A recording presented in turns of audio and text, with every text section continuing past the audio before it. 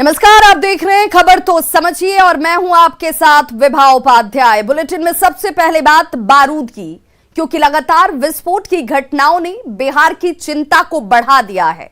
भागलपुर गोपालगंज के बाद आज मोतिहारी में बम विस्फोट हुआ। नगर थाना क्षेत्र में श्री कृष्ण नगर मोहल्ले में अचानक 2 बम विस्फोट होते हैं। धमाके की आवाज सुनकर आसपास के लोग दहल गए। आसपास रहने वाले लोग धमाके के बाद डरे सहमे हुए हैं। हालांकि इसमें किसी के घायल होने की सूचना नहीं है। पुलिस के मुताबिक जिस मकान में बम विस्फोट हुआ वहां से 5 जिंदा बम बरामद किए गए हैं। आपके सामने तस्वीर, और इन तस्वीरों में आप देख सकते हैं कि पुलिस को मौके से 2 कारतूस भी बरामद हुआ और फिलहाल पुलिस किसी आपराधिक साजिश से जोड़कर इस पूरे घटना को देख रही है। कवायद करते तमाम पुलिस अधिकारी जिंदा बमों को बरामद किया गया। 2 बम फटते हैं और 5 जिंदा बम बरामद किए गए।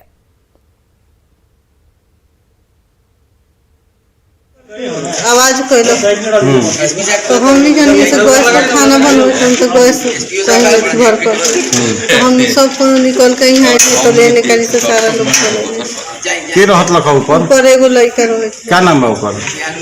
विकास। श्री कृष्ण नगर के इस मोहल्ले में जो है आज एक बम विस्फोट की आवाज़ आई है, जिसमें पुलिस यहाँ पर त्वरित गति से पहुंची है। पता चला कि 2 विस्फोट हुए हैं और जब घर की तलाशी ली गई तो 5 और बम इसमें जिंदा मिले हैं और साथ में 2 कारतूस भी मिले हैं। जो लड़के यहाँ पे रह रहे थे उन लोगों की शिनाख्त हो गई है, उसके लिए टीम बना के छापामारी की जा रही है। बहुत जल्दी इस मामले। तो इस घटना के बाद अब सवाल उठता है कि घर में बम क्यों रखा गया था। यह सवाल इसलिए क्योंकि यहां पर जिस तरीके से 2 बम फटे उसके बाद यह लगातार सवाल उठ रहा था कि घर में बम क्यों रखा गया था, क्योंकि 5 जिंदा बमों को बरामद भी किया गया है। 7 बमों के जरिए आखिर प्लानिंग क्या थी? पुलिस को 5 जिंदा बम मिले हैं। बम कहां से लाए गए थे, यह भी सवाल, जिस सवाल को सुलझाने की कोशिश में इस वक्त पुलिस जुटी हुई है। क्या मकान में बम बनाया जा रहा था, यह भी जांच के दायरे में, इस दृष्टिकोण से भी जांच पड़ताल इस वक्त होती हुई। और क्या अपराधी किसी बड़ी वारदात को अंजाम देने की फिराक में थे? जिस घर में यह विस्फोट हुआ है वो लड़का फरार आखिर क्यों हो गया? क्योंकि बताया जा रहा है कि किराएदार के तौर पर यह लड़का यहां रह रहा था और इस विस्फोट के बाद यहां से फरार है। यहां एक सवाल और भी कि फरार लड़का किराए पर अगर रह रहा था तो क्या किराएदार का वेरिफिकेशन किया गया था? ये वो सुरक्षा मापदंड हैं जिनको अपनाकर घरों में किराएदार को रखा जाता है। लेकिन इस घटना के बाद से वो लड़का फरार बताया जा रहा है और पुलिस इस दृष्टिकोण से भी इस घटना की जांच कर रही है। पिछले 24 घंटे की बात करें तो पिछले 24 घंटे में बिहार में 2 जगह पर बम विस्फोट हो चुके हैं। कल लखीसराय में बम विस्फोट हुआ था, आज मोतिहारी में यह बम विस्फोट हो जाता है। और 2 तस्वीर आप टीवी स्क्रीन पर भी देख पा रहे होंगे। 24 घंटे की ये तस्वीरें हैं जिनमें 2 विस्फोट की घटनाएं सामने हैं। पहली तस्वीर लखीसराय की है, जहां पिपरिया थाना क्षेत्र के वलीपुर गांव में बम ब्लास्ट से दहशत फैल गई थी। धमाका इतना जोरदार था कि गांव में अफरा तफरी मच गई। बम ब्लास्ट में बच्चे, महिला समेत कुल 7 लोग गंभीर रूप से जख्मी हुए। और यह बताया जाता है कि वलीपुर निवासी शंकर रजक के घर में निर्माण कार्य चल रहा था और इसी क्रम में ईंट के नीचे पॉलीथीन में छिपाकर रखे गए 3 देसी बम फट जाते हैं। दबाव पड़ने की वजह से इसमें ब्लास्ट हो गया। वहीं आज मोतिहारी के एक मकान में विस्फोट होता है, जिसकी दूसरी तस्वीर आप देख पा रहे होंगे, जहां पर पुलिस इस वक्त जांच पड़ताल करती हुई अड़ोसियों पड़ोसियों से पूछताछ की जाती हुई 5 जिंदा बमों को बरामद किया गया है और पुलिस आपराधिक दृष्टिकोण से भी फिलहाल तहकीकात कर रही है।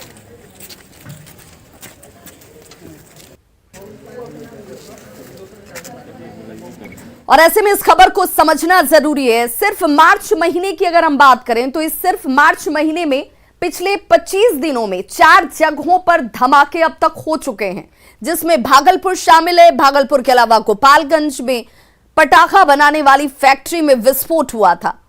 3 मार्च की तारीख जब भागलपुर में जोरदार विस्फोट होता है और 15 लोगों की इस विस्फोट के दौरान मौत हो जाती है। 15 लोगों ने अपनी जान गंवा दी थी इस विस्फोट में। 9 मार्च की तारीख गोपालगंज में विस्फोट हुआ, एक व्यक्ति की इसमें मौत हो गई। 28 मार्च को लखीसराय में बम विस्फोट होता है और इस विस्फोट में 7 लोग जख्मी हो गए थे। लेकिन यह सिलसिला रुकता नहीं है, थमता नहीं है। 29 मार्च यानी कि आज मोतिहारी में बम विस्फोट हुआ है। हैरानी की बात यह है कि अब तक इन 5 सालों में, जिसमें पूर्व बिहार में 150 से ज्यादा विस्फोट हो चुके हैं, 20 से ज्यादा लोगों की मौत इसमें हो चुकी है। और अकेले अगर सिर्फ भागलपुर की बात करें तो अकेले भागलपुर में पिछले 5 वर्षों के दौरान बम विस्फोट की 113 घटनाएं सामने हैं। जाहिर तौर पर यह पुलिस की नाकामी है, क्योंकि अगर पुलिस मुस्तैद रहती तो 3 मार्च को काजवली चौक की वारदात में 15 लोगों की मौत नहीं हुई होती, जिस मौत ने पूरे बिहार को झकझोर कर रख दिया था। पटना सिटी से इस वक्त बड़ी खबर आ रही है, जहां पर दही विक्रेता को अपराधियों ने गोली मार दी है। इलाज के लिए फिलहाल दही विक्रेता को एनएमसीएच रेफर किया गया है। दही विक्रेता को अपराधियों ने सरे शाम गोली मारी है। पटना सिटी से यह बड़ी खबर, और इलाज के लिए फिलहाल एनएमसीएच भेजा गया है दही विक्रेता को। और तस्वीरें देखिए घटना स्थल की, जहां पर आपको कारतूस नजर आ रहे होंगे। और लगातार घटना एक के बाद एक होती हुई राजधानी पटना की करें या आसपास के इलाकों की करें, एक आरोपी को स्थानीय लोगों ने हालांकि इस दौरान पकड़ा और आरोपी को पुलिस के हवाले किया गया है। चौक थाना क्षेत्र के भामा शाह भवन के पास की यह घटना, जहां पर दही विक्रेता को शरेशाम अपराधियों ने निशाना बनाया, गोली मारे और यहां से फरार होने के दौरान एक अपराधी को स्थानीय लोगों ने अपनी तत्परता से पकड़ा और पुलिस के हवाले किया है। और ऐसे में खबर तो समझिए, पटना में गोलीबारी, राजधानी की पुलिस, जिस पुलिस पर सबसे ज्यादा यकीन लोगों को रहता है, वो पुलिस पर बड़ा सवाल खड़ा करती है। कल ही जेडीयू नेता की हत्या को अंजाम दिया अपराधियों ने, यानी कि पिछले 24 घंटे में देखिए राजधानी पटना में 2 गोलीबारी की बड़ी वारदातों को अपराधियों ने अंजाम दिया और उसके बाद फरार हो चुके हैं। जेडीयू नेता हत्याकांड में अब तक पुलिस के हाथ खाली हैं, कोई सुराग पुलिस के पास नहीं है, किसी की गिरफ्तारी अब तक नहीं हो पाई है। लगातार गोलीबारी की घटना पुलिस की मुस्तैदी पर खुद गंभीर सवाल खड़े करती है, जिस मुस्तैदी के लिए पुलिस वालों की तरफ से यह दावा किया जाता है कि कानून व्यवस्था को सुचारू रूप से बनाए रखने के लिए हर क्षण पुलिस मुस्तैदी से काम कर रही है। अगर मुस्तैद पुलिस इस तरीके से अपराधियों पर लगाम लगाएगी तो लोगों के मन में सवाल उठना लाजमी है। और अब बात बंदूक की फैक्ट्री की करते हैं। नवादा में मिनी गन फैक्ट्री का खुलासा हुआ है। नवादा में अवैध हथियार बनाने वाली मिनी गन फैक्ट्री का पर्दाफाश किया गया। रामनवमी से पहले पकड़े गए अवैध हथियार फैक्ट्री को नवादा पुलिस एक बड़ी सफलता के तौर पर देख रही है। पुलिस ने 6 लोगों को गिरफ्तार भी किया है। तस्वीरें आपके सामने हैं और ये पूरा का पूरा जो हथियारों का जखीरा आपको नजर आ रहा होगा, ये नवादा में कार्रवाई के दौरान बरामदगी के तौर पर सामने आया। पुलिस ने 6 लोगों को गिरफ्तार किया और इनसे पूछताछ की जा रही है। और मिली जानकारी के मुताबिक पटना एसटीएफ ने नवादा पुलिस को सूचना दी थी कि अकबरपुर थाना क्षेत्र के फरहा गांव में अवैध हथियारों का निर्माण कराया जा रहा है, जिसके बाद पुलिस टीम गठित की जाती है। छापेमारी को अंजाम दिया गया और इसी छापेमारी में 6 नवनिर्मित पिस्टल, 3 अर्धनिर्मित पिस्टल, 20 मैगजीन, 10 मोबाइल फोन, 100 जिंदा कारतूस, एक लेथ मशीन, कई बैंकों के पासबुक, आधार कार्ड समेत हथियार बनाने की कई मशीनें बरामद की गई हैं। जैसा कि आप तस्वीरों में भी देख पा रहे होंगे, ये वो लोग जिनको गिरफ्तार किया गया और अब इनसे पूछताछ भी की जा रही है। और ये वो हथियारों का जखीरा जो इनके पास से बरामद हुआ है। पुलिस की माने तो मिनी गन फैक्ट्री में मुंगेर के कारीगरों को नवादा लाकर काम करवाया जा रहा था। सभी ने फरहा में ग्रिल और शटर बनाने के नाम पर दुकान किराए पर ले रखी थी। पकड़े गए लोगों में नवादा का मोहम्मद आलमगीर अंसारी, मोहम्मद एनुल और मुंगेर के 4 लोग शामिल हैं। छापेमारी में 6 पुणे निर्मित पिस्टल, 3 अर्धनिर्मित और बहुत सारा मिनी गन फैक्ट्री का जो टूल्स होता है, मशीन बरामद की गई है। और अब खबर तो समझिए, नवादा की गन फैक्ट्री का मुंगेर कनेक्शन सामने आया है। और इस कनेक्शंस को कैसे देखने की जरूरत है, तो मुंगेर के कारीगर नवादा में हथियार बना रहे थे। जिन कारीगरों को गिरफ्तार किया गया है ये मुंगेर के रहने वाले हैं।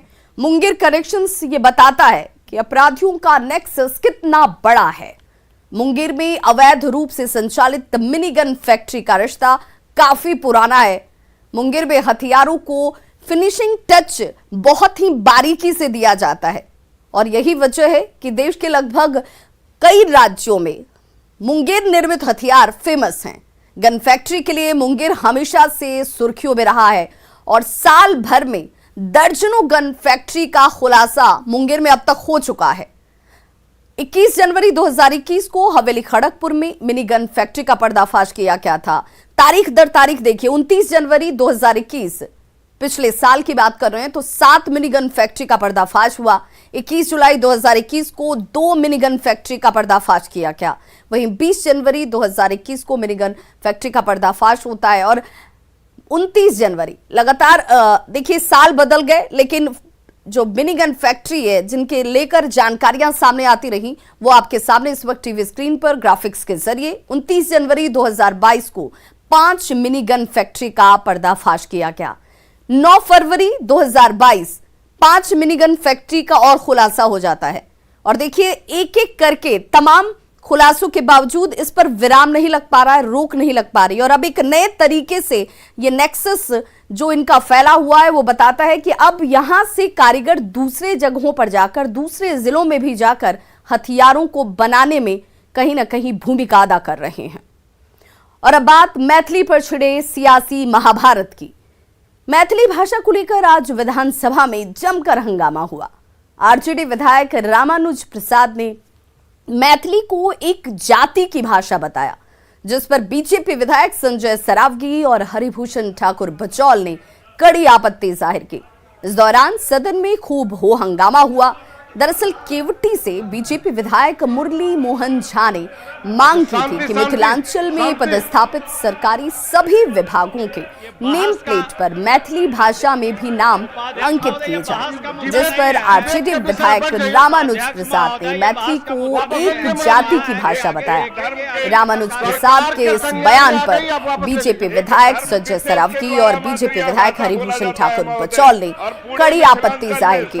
संजय सरावगी ने रामानुज प्रसाद से माफी तक की मांग की, हालांकि सरकार की ओर से इस मांग को अस्वीकृत कर दिया गया। माननीय सदस्य शाहनवाज जी, माननीय सदस्य शाहनवाज जी, बढ़िए माननीय सदस्य शाहनवाज जी बोलिए। ठीक है, ठीक है। उपाध्यक्ष महोदय बोल दिए हैं, सरकार के संज्ञान में आ गई, आप वापस ले लीजिए। एक धर्म विशेष के द्वारा मात्र यह भाषा बोला जाता है महोदय, और पूरे मिथिलांचल में सभी धर्म के लोग सरकार के संज्ञान में आ गई, भाषा का प्रयोग करते हैं महोदय। सदन तो आज इस मैथिली भाषा को लेकर के खूब हो हंगामा हुआ। खबर को समझ लेते हैं। आरजेडी विधायक ने सदन में गलत बयान दिया। मैथिली को जाति विशेष का भाषा के तौर पर उनकी तरफ से जैसे स्टेटमेंट आता है ये अपने आप में बेहद दुखद रहा। मिथिलांचल में कई तरह की भाषाएं जो हैं वो बोली जाती है। मिथिलांचल में बोली जाने वाली इन तमाम भाषाओं को लेकर जिस तरीके के आरोप रखे गए उस पर आपत्ति जाहिर की गई विधायक की तरफ से। सभी जाति वर्ग के लोग मिथिलांचल की भाषा को बोलते हैं। भाषा की कोई जाति नहीं होती है। मैथिली भाषा को 8वीं सूची में दर्जा मिला हुआ है। मैथिली साहित्य में कई बड़े साहित्यकार हुए हैं, ये जानकारी शायद आरजेडी के विधायक को नहीं है। ऐसे में जाति विशेष की भाषा बताना गलत है और इसी बात को लेकर के बीजेपी विधायक हरिभूषण ठाकुर बचौल हों, संजय सरावगी हों, इन दोनों ही विधायकों की तरफ से कड़ी आपत्ति जाहिर की गई और माफी तक की मांग की गई। और अब बात एक ऐसे शहर की जिसके नीचे आग धधक रही है और उस पर जिंदगी हर रोज मौत से दो दो हाथ करती है। धनबाद से आई ये पूरी रिपोर्ट देखिए और फिर खबर तो समझिए।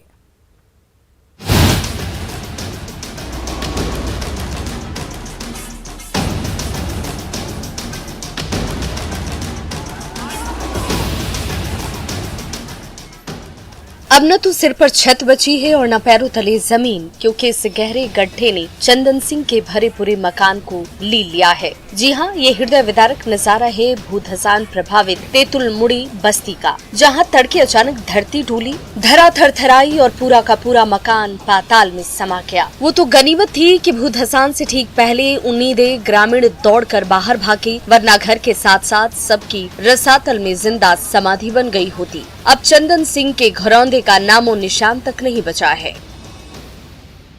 घर 3:30 बजे सुबह में भोर में अचानक धंस गया। सोए हुए थे, किचन रूम मेरा चला गया अंदर। इसके बाद अभी तक कंपनी कोई सुनवाई नहीं दे रही है। कंपनी को सुबह में 2 बार बंद किए, फिर तीसरा बार ही चालू कर दी है।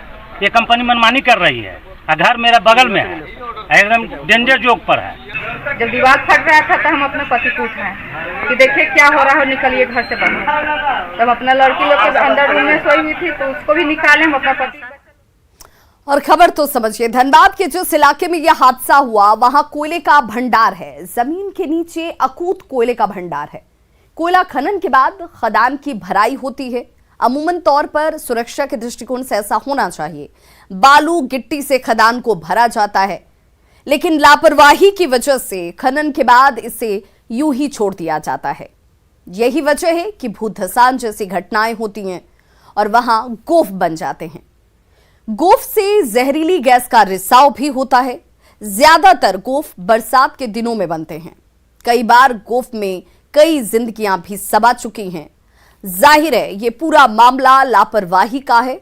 एक सच्चाई ये भी है कि फायर एरिया में लोगों को रहने की इजाजत नहीं है, फिर भी लोग इस फायर एरिया में रहते हैं। लेकिन सच ये भी है कि बीसीसीएल को लोगों के बसावट का प्रबंधन करना चाहिए था। उनके लिए दूसरी जगह पर कोई इंतजाम होना चाहिए था, जिसे लेकर बीसीसीएल प्रबंधन पर बार बार लापरवाही के आरोप भी लगते रहे हैं। खबरों का सिलसिला लगातार जारी है। आप देखते रहिए न्यूज़ 18 बिहार झारखंड।